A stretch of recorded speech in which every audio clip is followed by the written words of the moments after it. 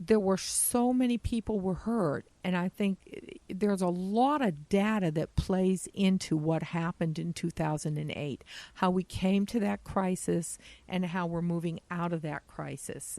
And I have lots of opinions, and I want to share some of them with you about that, because I know some of the fear that's out there in the market and why people are moving so slowly to coming to that decision to buy was that the millennials in particular saw their parents lose homes. And that's a scary thing. It was scary to me as a realtor. Why are mom and dad, who've always been a rock, even though we might have had 2 or 3 different homes, why is dad and mom packing up the house and we're leaving this one and we're going to go rent something, and they're going through a foreclosure? What's that, a foreclosure? Have we done something wrong? Or maybe dad or mom lost a job and they just couldn't reach that the mortgage in a market that was already upside down, and educated, trained people who had, significant amount of money, 40, 50,000. I saw this with my own eyes. People I knew got up and walked away from a home they felt without this job and a market that's completely upside down. I haven't got a chance to recovering from this. I'd rather go pay a landlord. And then there was a bunch of hype out there. Well, it's better to rent and put your money in this bull market, and you're going to make all this money in the stock exchange. And the market's been strong. I'm not saying it hasn't, but real estate is still the main market. And what happened in 2008 was also partly created out of the if you think about the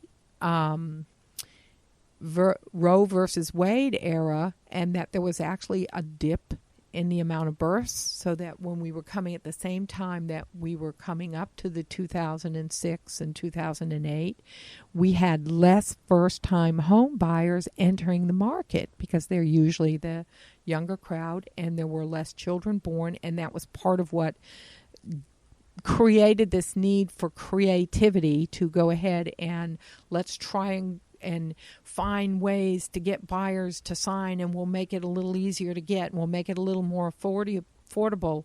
And the prices went up, and if you passed the mirror test, you were allowed to buy. And then all of a sudden, these highly inflated prices just collapsed when the economy collapsed. So I want to bring that kind of information and clarity to you, so you start to look at cycles and you start to understand that if we look at what's ahead of us now, we don't have to be so afraid. And even if we have a recession, if you look at the numbers, during the recession, historically, home prices and homes continued to sell and values continued to go up. So if you're not out there competing for your first home, if you're thinking it's not a good investment, if you're shying away from it for any of those reasons, you need some training. You need to look at, you need to understand some of the things that will be available to you. There are programs out there, and this is another thing that I'm going to do in the show. We're going to work with some first-time home buyers and have a really extensive workshop. There are programs out there available to first-time home buyers in the state of Florida that are to encourage you back into the market. And there are some no money down programs out there. And right now, as far as I still know, and that things can change in the market, there are still available in Florida no money down programs. And there are still properties that are available, and you get to pick the property. These aren't us saying, or the government saying, you have to choose from these properties. They're saying this area is one we want to see, that we know is hit hard, and Sarasota is one of them, and we want to see Sarasota County build back up. And so we have certain income standards and we have certain credit score standards, but if people can meet that, they're going to be able to buy with no money down. And also, there's even a program out there with no mortgage insurance, which can save as much as $100 a month or more on a payment for the life of the loan. For the life of the loan.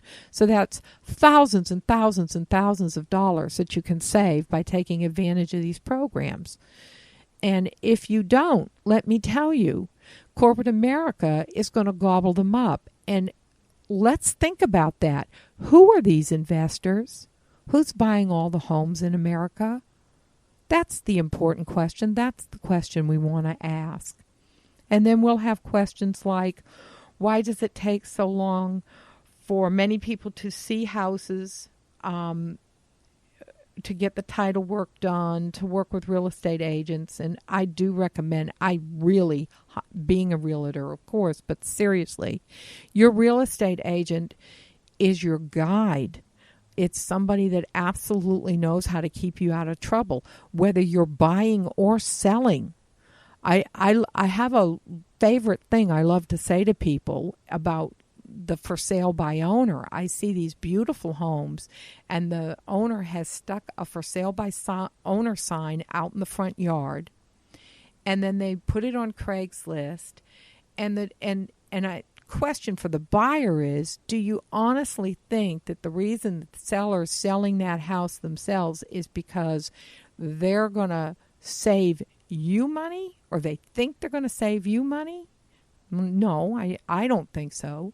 And if you had a Lamborghini to sell, would you put it in the front yard with a for sale by owner sign and run an ad on Craigslist? You'd be a little crazy if you did, because it's an open invitation for the crazies.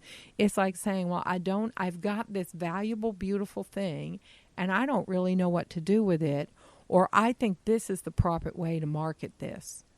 You've devalued your home just with the sign in the front yard.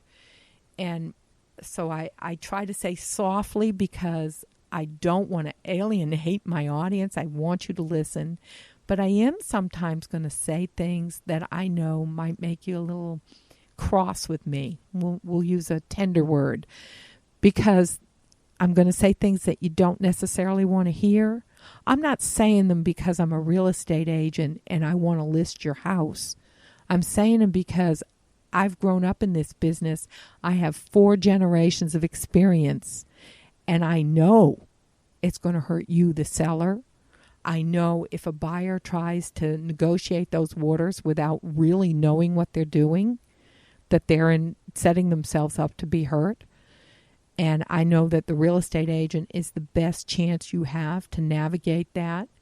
And that's it for an investor, a little bit different thing. But when you go to sell that house, unless you're really good at those negotiations and you can keep that objectivity, it's not a good idea to try and negotiate your own deal, just like the doctor doesn't operate on his own family, and he shouldn't diagnose his own health.